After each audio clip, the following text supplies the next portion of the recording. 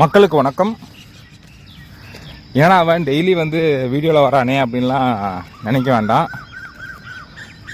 Daily ஏதாவது ஒரு விஷயத்த சொல்லுவோமே நமக்கு தெரிஞ்சது அப்படின்றதுனால தான் நான் வரேன்.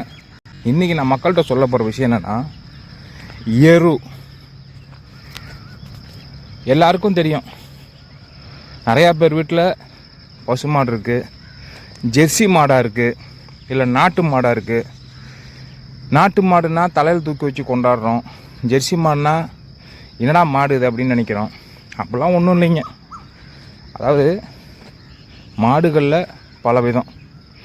ஜெர்சி மாடு அந்த நாட்டுடைய ஃபேமஸ்னால், நம்ம நாட்டு மாடு நம்மளுடைய ஃபேமஸ், அவ்வளோதான். ஆனால் நானும் நாட்டு மாட்டுக்கு முதல் முக்கியத்துவம் தரணும்னு தான் சொல்லுவேனே தவிர ஜெர்சி மாடு வேணான்னு தான் சொல்லுவேன். ஆனால் வந்த ஜெர்சி மாடை கொல்லுங்கன்னு சொல்ல மாட்டேன். சரிங்களா? ஓகே, இது ஒரு பக்கம் இருக்கட்டும். எரு, நாட்டு மாடு போட்ட எருவாக இருந்தாலும் சரி, ஜெர்சி மாடு போட்ட எருவாக இருந்தாலும் சரி, நிறைய பேர் என்கிட்ட சொல்கிறாங்க, என்னங்க எரு அடித்து என் வயல் ஒன்றும் கேட்க மாட்டேங்குது, விவசாயம் நல்லா வளர மாட்டேங்குது அப்படின்வாங்க. சரிங்களா? ஆனால் அவங்களுக்கெல்லாம் நான் என்ன சொல்லுவேன்னா, பன்னி எரு ஒரு 5 நாள்லேயே உரமாக மாறிடும். சரிங்களா? ஆட்டாம்புழுக்க ஒரு 2 மாதத்துலேருந்து 3 மாதத்துக்குள்ளே உரமாக மாறிடும். ஆனால் மாட்டு எரு மறாண்டு தான் உரமாக மாறும். மறாண்டு தான் உரமாக மாறும்னா அது என்னப்பா, அது ஏதாவது அதில் எழுதி வச்சுருக்கா மறாண்டு தான் மாறுன்ட்டு அப்படின்னு கேட்டிங்கன்னா, எருவில் வித்தியாசம் இருக்குங்க. நல்ல மக்கான எருவாக எடுத்து கொடுத்தீங்கன்னா, ஒரு மண் இருக்கிற இடத்துலேருந்து எரு எடுத்துகிட்டு இன்னொரு மண்ணில் கொட்டும் போது அந்த மண்ணை அதை படித்து, அதாவது ரீட் பண்ணி அது மாறுறதுக்கு 2லேருந்து 3 மாதம் காலம் ஆகும்.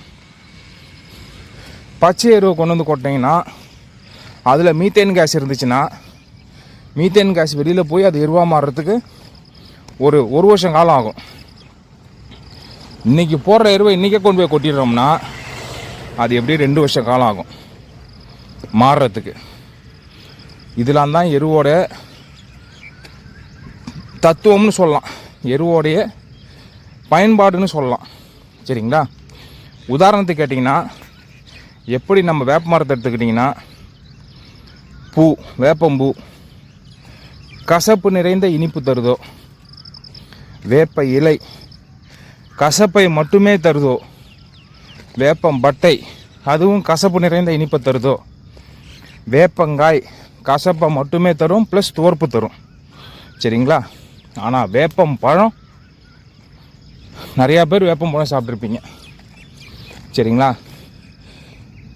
மேலே இருக்கிற வேப்பம்பழம் இனிப்பாக இருக்கும், இனிப்பு நிறைந்த கசப்பாக இருக்கும். அதாவது நான் எதுலேயுமே கசப்பு நிறைந்த இனிப்புன்னு தான் சொல்லியிருப்பேனே தவிர, வேப்பம்பழம் மட்டும்தான் இனிப்பு நிறைந்த கசப்பு. அதாவது இனிப்பு 95%, கசப்பு 5% அப்படி இருக்கும். சரிங்களா? அதை சாப்பிட்டுட்டு ஆனால் எத்தனை பேர் அந்த கொட்டையை கடிச்சிருக்கீங்க? நிறையா பேர் கடிச்சும் இருப்பீங்க.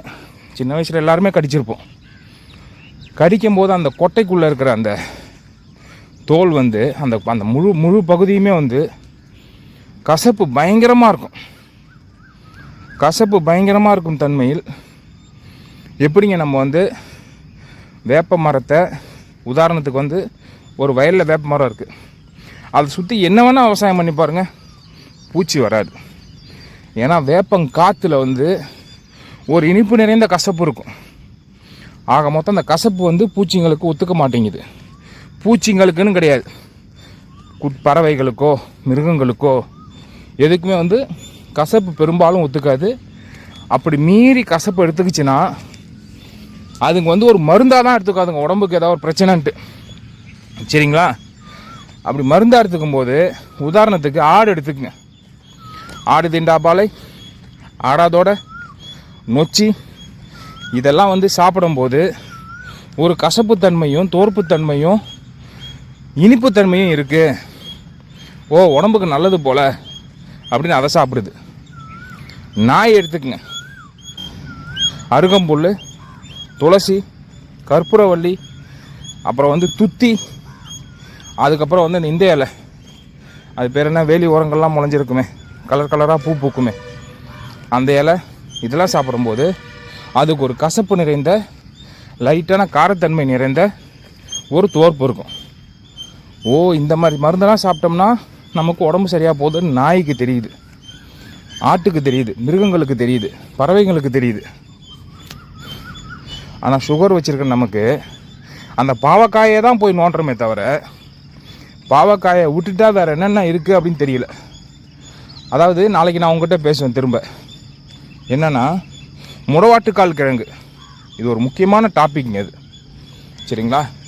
முடவாட்டுக்கால் கிழங்கு வந்து நம்ம ஏன் இவ்வளோ பயன்படுத்துகிறோம் வெறித்தனமாக, அதனால் என்ன நன்மை என்ன தீமை அப்படின்ற விஷயத்த நாளைக்கு பேசுகிறேன், சரிங்களா? அதேமாதிரி ஆட்டு எருவாக இருந்தாலும் சரி, மாட்டு எருவாக இருந்தாலும் சரி, மனித எருவாக இருந்தாலும் சரி, பன்னி எருவாக இருந்தாலும் சரி, பயன்படுத்த வேண்டிய விதத்தில் பயன்படுத்த தெரிந்த பக்குவத்தில் பயன்படுத்தினால் அனைத்தும் சுகமே, சரிங்களா? நன்றி, வணக்கம்.